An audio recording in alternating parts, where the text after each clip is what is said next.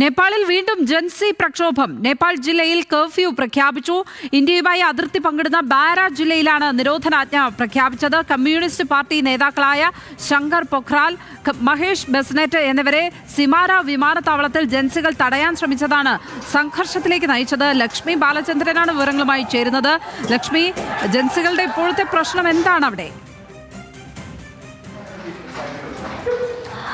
ലക്ഷ്മി, നമുക്കറിയാം കഴിഞ്ഞ സെപ്റ്റംബർ 8-നാണ് ഇത്തരത്തിൽ ഒരു ജൻസി പ്രക്ഷോഭം നേപ്പാളിൽ അരങ്ങേറിയിട്ടുണ്ടായിരുന്നത്. അവിടുത്തെ ഭരണകൂടത്തിൽ തന്നെ KP ഒലി ശർമ്മയുടെ ഭരണകൂടത്തിൽ തന്നെ അട്ടിമറിച്ചുകൊണ്ടാണ്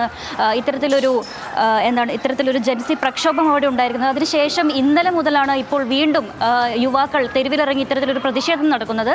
അതായത് കാഠ്മണ്ഡൂരിൽ നിന്നും സിമാരയിലേക്ക് ഒരു റാലി ആവശ്യത്തിന് വേണ്ടി വന്ന CPI UML നേതാക്കളെയാണ് ഇപ്പോൾ നേതാക്കളുമായാണ് ഇത്തരത്തിലൊരു സംഘർഷം ഉണ്ടായിരിക്കുന്നത്. ഒരു റാലി ആവശ്യത്തിന് വേണ്ടി വന്ന ഇവർക്കെതിരെ വിമാനത്താവളത്തിൽ ഒരുപാട് നൂറുകണക്കിന് ജൻസികൾ പ്രതിഷേധവുമായി വിമാനത്താവളം വളയുകയായിരുന്നു. എന്നിട്ട് അതിനുശേഷം ആ ഒരു പ്രതിഷേധം സംഘർഷാവസ്ഥയിലേക്ക്, ഒരു ആക്രമണത്തിലേക്ക് കലാശിക്കുകയായിരുന്നു. ഇന്നലെ മുതൽ അവിടെ ബരായിലും മറ്റ് പല പ്രദേശങ്ങളിലും കർഫ്യൂവും പ്രഖ്യാപിച്ചിട്ടുണ്ടായിരുന്നു. എന്നൊരു സമാധാന അന്തരീക്ഷമായിരുന്നു പിന്നീട് ഉണ്ടായിരുന്നത്. പക്ഷേ ഇന്ന് വീണ്ടും ഒരു സംഘർഷാവസ്ഥ തുടരുകയാണ്. അതായത് നിരവധി ജൻസികൾ ഇപ്പോൾ പ്രതിഷേധവുമായി വീണ്ടും തെരുവിലിറങ്ങി.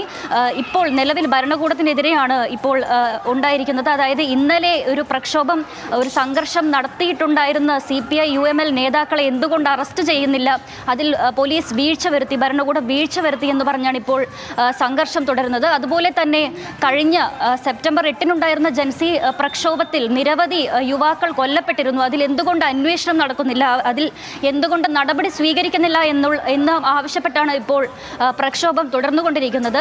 ഇപ്പോഴത്തെ ഇടക്കാല സർക്കാർ ഇതിൽ സമാധാനം പുനഃസ്ഥാപിക്കണമെന്ന് ആവശ്യപ്പെട്ടിട്ടുണ്ട്. അതുപോലെ തന്നെ വീണ്ടും ജനാധിപത്യ പ്രക്രിയയിൽ അടുത്ത മാർച്ച് 2026 മാർച്ചിലാണ് അവിടെ ഇനി തെരഞ്ഞെടുപ്പ് നടക്കുന്നത്. അതുവരെ ജനാധിപത്യ പ്രക്രിയയിൽ വിശ്വസിക്കണമെന്നും സമാധാനമായി ഇരിക്കണമെന്നും ഇപ്പോൾ അവിടുത്തെ ജൻസി പ്രക്ഷോഭരോട് ആവശ്യപ്പെട്ടിട്ടുണ്ട്. ഇന്ന് രാത്രി വരെ വീണ്ടും അവിടെ കർഫ്യൂ തുടരുന്നതായിരിക്കും. ആൾക്കൂട്ടമൊക്കെ ഇപ്പോൾ അവിടെ നിരോധനാജ്ഞ പുറപ്പെടുവിച്ചിട്ടുണ്ട്.